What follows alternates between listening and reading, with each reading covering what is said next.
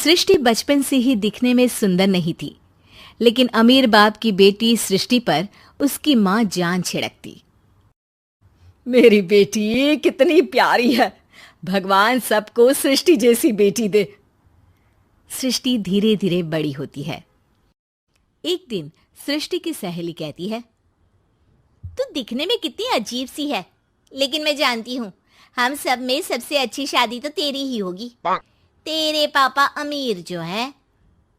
और बता नहीं सकते यार, दहेज तो हर कोई देता है, ये क्या ज्यादा ले जाएगी अपने पति के लिए? अरे बड़े शहर में कोठी है इसके पापा की।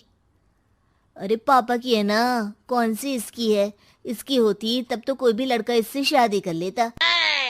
अरे पापा की मतलब पापा की है तो मेरी ही है ना? किसने कहा? अब तेरी तो तब होगी ना जब तेरा भाई ना हो। वैसे भी शादी के बाद सारी प्रॉपर्टी भाई के नाम होती है। सृष्टि समझ जाती है कि उसे किसी भी हालत में माँ बाप की सारी प्रॉपर्टी को अपने नाम करना है, लेकिन कैसे? एक दिन सृष्टि का भाई शीनू कहता है, बहन क्या कर रही है? तुझसे एक बात करनी है। अरे हाँ हाँ करना, मैं तो तेरी बहन हूँ। बहन मेरी लाइफ में ना एक लड़की है, बहुत अच्छी है। मैं सोच रहा हूँ माँ और पापा से बात करूँ शादी के लिए। सृष्टि को समझ में आ जाता है कि भाई की शादी होते ही भाभी उसे एक दिन भी घर में बर्दाश्त नहीं करेगी। क्या बात है भाई, बताना कौन है वो? यार वो बहुत अच्छी लड़की है, पढ़ी लिखी है, मेरे साथ जॉब भी करती है। बस एक प्रॉब्लम है। प्रॉब्लम? क्या प्रॉब्लम है भाई?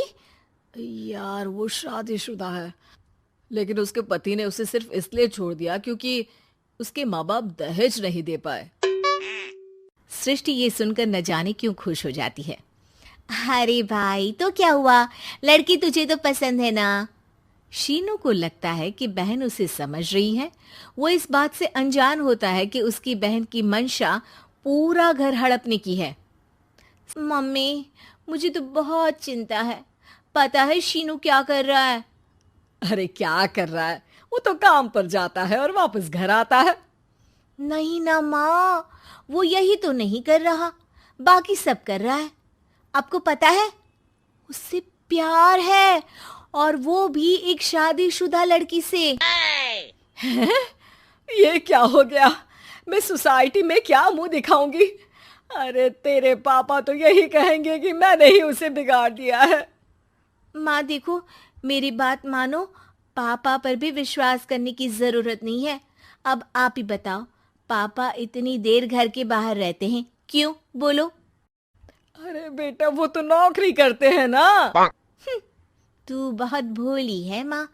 पापा का ऑफिस तो 7 बजे खत्म हो जाता है, लेकिन देखो कितनी देर से आते हैं। अरे नहीं नहीं बेटा, ऐसी कोई बात नहीं है।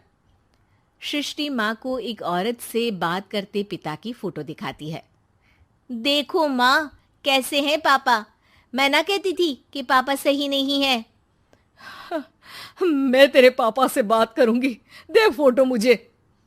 ओ माँ, वो तो डिलीट हो गई। लेकिन चल, तूने तो देख लिया ना, पापा से बाद में बात कर लेना।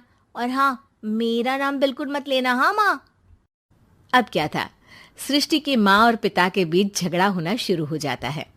सृष्टि के मन में क्या चल रहा था कोई नहीं जानता था।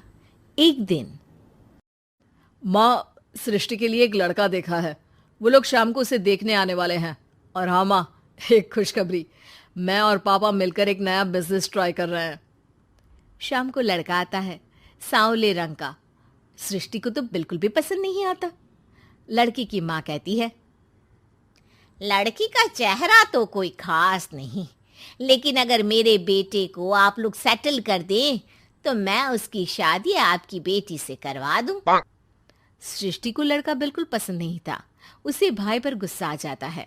लड़के वालों के जाने के बाद कहती है, माँ देखा शीनू मेरे लिए कैसा लड़का लेकर आया, न दिखाने लायक न सुनने लायक, सेटल भी नहीं, वो भी हम करे।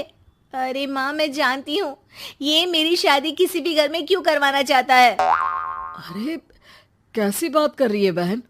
तूने तो देखा ना, लड़के को मैंने ही मना कर दिया तुझसे शादी के लिए। जिसने लड़का बताया था उसने उसकी बहुत तारीफ की थी। बात आई गई हो जाती है, लेकिन सृष्टि का मन शांत नहीं होता। क्या करूं, कुछ समझ में नहीं आ रहा। मेरी शादी हो गई तो ये लोग पूरी प्रॉपर्टी शीनू के नाम कर देंगे। मेरे हाथ तो कुछ लगेगा ही नहीं। तभी सृष्टि को आइडिया आता है। वो किसी वकील को फोन करती है। जी देखिए, अगर आपके मम्मी पापा का तलाक हो जाता है तो आपके पिता की आधी प्रॉपर्टी आपकी माँ के नाम हो जाएगी। फिर उसे वो किसी को भी दे सकती है। सृष्टि अब माँ को बेटे के खिलाफ भरती है। माँ, शीनू पर नजर रखा करो। वो जिस लड़की के प्यार में है ना, वो शादीशुदा है। यहाँ आएगी, सारा पैसा, रुपया, जमीन, जायदाद सब हड़प लेगी। पापा का भी हाल तुमसे छुपा नहीं है। ऐसा ना हो कि मैं और आप एक दिन सड़क पर भीख मांगे। हे भगवान, मैं तो जीते जी मर जाऊंगी अगर ऐसा हो गया तो। ऐसा हो गया नहीं माँ, ऐसा ही होगा। अभी समय है, आगे का सोच लो। मैं तो कहती हूँ पापा से आधी प्रॉपर्टी लेकर अलग हो जाओ। पापा की आधी प्रॉपर्टी भी हम लोगों को अगर मिल जाती है ना, तो अगले 7 जन्म सफल समझो। बेचारी माँ बेटी के कहने पर पति से तलाक लेकर अलग हो जाती है। सृष्टि अब पैसों से गाड़ी और अपने दूसरे महंगे शौक पूरे करने लगी। उसके दोस्त भी उसके पैसे इस्तेमाल करते। सृष्टि, कल तुम कहाँ थी? मैं सारा दिन घर पर अकेली थी। तो मैं क्या करूं? मैंने ठेका तो नहीं लिया है ना तुम्हें संभालने का। माँ को सृष्टि से ये उम्मीद नहीं थी। वो बैठकर रोने लगती है। वहीं उसका पति यानी कि सृष्टि के पिता आ जाते हैं। मैं जानता था कि तुम्हारा यही हाल होगा, तो आपने मुझे रोका क्यों नहीं?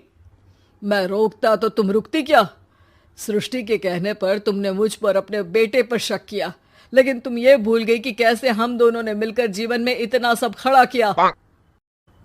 माँ पति के गले लग जाती है। मुझे माफ कर दीजिए, मैंने आपकी कमाई का एक बड़ा हिस्सा गवा दिया। कोई बात नहीं, तुम साथ हो तो मैं ऐसी 7 प्रॉपर्टी खड़ी कर दूंगा। तभी वहां सृष्टि आ जाती है रोते हुए। माँ, मयंक ने मुझे छोड़ दिया। वो बोल रहा था जब तक मेरे पास पैसे थे तब तक ही वो मेरे साथ था। पापा, माँ, मुझे माफ कर दीजिए।